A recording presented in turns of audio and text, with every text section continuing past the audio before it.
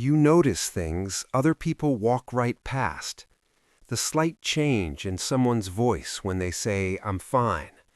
The low electrical hum of a room before anyone else registers the silence.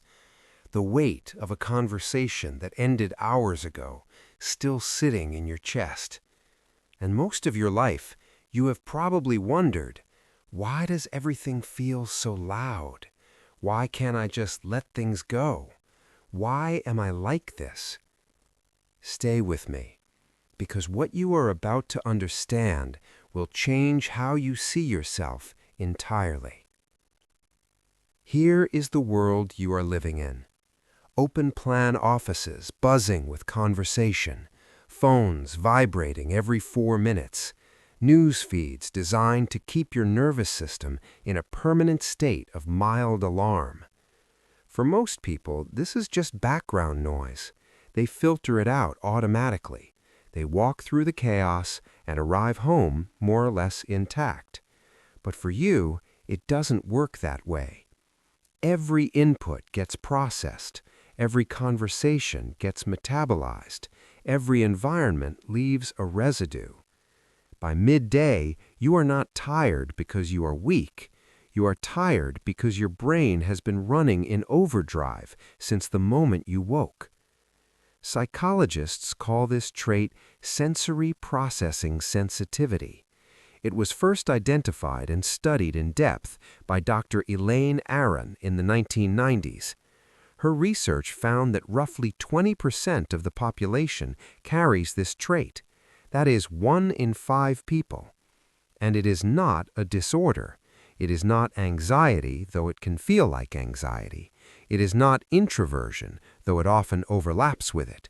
It is a neurological trait, a difference in how the brain processes incoming information.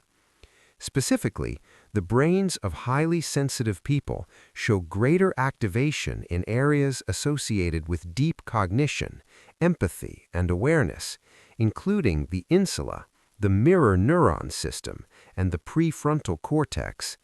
These are the same regions responsible for nuance, for creativity, for emotional intelligence. The same wiring that makes you feel too much in a crowded room is the same wiring that allows you to notice what no one else sees. It is the difference between processing the world in standard definition and processing it in full, overwhelming, vivid detail. The question is not, how do I turn it off?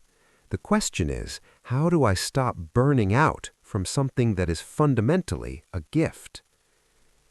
There is a metaphor from developmental psychology that might shift something for you. Researchers studying child temperament discovered 2 types. They called them dandelions and orchids. Dandelions are resilient. They grow in sidewalk cracks. They survive almost anything. Orchids are different. In the wrong environment, they wither quickly. In the right environment, they produce blooms of extraordinary complexity that no dandelion could ever achieve. For a long time, scientists assumed the orchid temperament was a disadvantage, but a long-term study found something unexpected. Orchid children, when placed in supportive environments, didn't just catch up to dandelions, they outperformed them significantly. Psychologists now call this differential susceptibility, the idea that sensitive individuals are more affected by all environments, not just negative ones. If the environment is harsh, they suffer more. If the environment is nourishing, they thrive more. This is not a flaw in the design. This is the design. You were built to be exquisitely responsive to your environment. The problem is not your sensitivity. The problem is that no one ever helped you build the right environment for it. That ends today.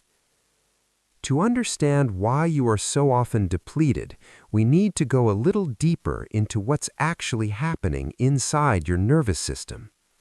Your brain has a system responsible for filtering sensory information called the reticular activating system. In most people, this acts like a bouncer at the door, letting in what matters and blocking out the noise.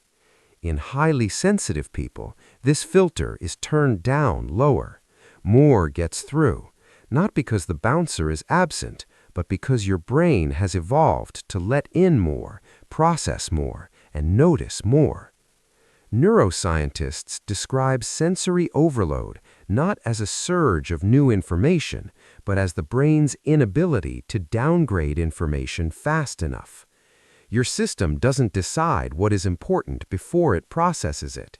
It processes everything first, then it tries to sort.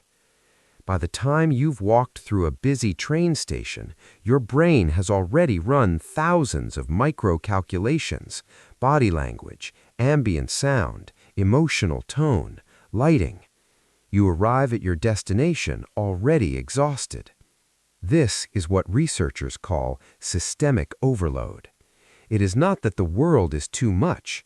It is that the world as currently constructed was not designed with your nervous system in mind. It was designed for the dandelions. And so, if you are going to survive in it, let alone thrive, you cannot live on autopilot. You have to become the deliberate architect of your own environment. So, how do you build this greenhouse? There are 5 principles. Each one is grounded in psychology. Each one is designed to reduce depletion and increase your capacity to fully access the gifts of this trait. The first principle is to redesign your sensory diet. Occupational therapists use a concept called a sensory diet, the idea that your nervous system literally consumes sensory input the way your body consumes food. Junk food wears you down. Nourishing food builds you up. You need to do an honest audit. How many hours of your day are spent in high-stimulus environments? Open offices, crowded spaces, rapid-fire notifications. These are your depleting inputs. Now ask how many hours are actively nourishing your system back. Nourishing inputs can be visual. 10 minutes looking at natural light or the fractal patterns of trees. Research in environmental psychology shows that natural fractals reduce cortisol and activate the parasympathetic nervous system. They can be tactile, soft fabrics, the gentle pressure of a weighted blanket.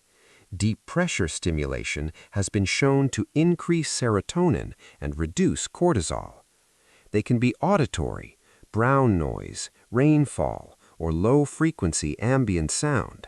These frequencies lower neural arousal without causing the cognitive engagement that music or speech requires. Schedule them deliberately, not as rewards, as maintenance. The second principle is to locate your restorative niche. Environmental psychologist Professor Stephen Kaplan developed attention restoration theory, the idea that certain environments allow the brain's directed attention to recover passively. These are spaces without demand, without performance, without input requiring a response. You need to identify yours. It does not need to be beautiful. It can be a quiet stairwell, a parked car, a corner of the park. The rule is simple. When you feel the first signs of overload, a foggy mind, tight chest, difficulty following conversation, you go to your niche. 5 minutes, no phone. You are not escaping, you are refueling. The third principle is to practice compassionate detachment. Your mirror neurons are by nature hyperactive. Mirror neurons are the neural circuitry that fires when you observe another person's emotional state, causing you to feel what they feel, not just understand it intellectually. Research has found that highly empathic individuals show greater activation in these regions, meaning when someone near you is anxious, you don't just notice their anxiety, you absorb it. The distinction that neuroscience makes here is critical. Empathy activates the brain's pain networks. It means you feel their pain with them. Compassion activates the brain's reward and caregiving networks. It means you feel for them and can act.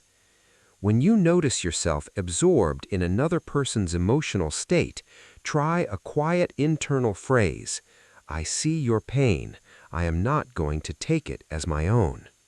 This is not coldness. This is the difference between drowning together and being strong enough to pull someone to shore. The fourth principle is to install the pause protocol. Because your brain processes social and emotional data so deeply, it takes more time than most people need to make a considered decision. The problem is, other people don't know this. So when someone asks you something, you feel the pressure to respond immediately. And that immediate response is almost always yes, because you can already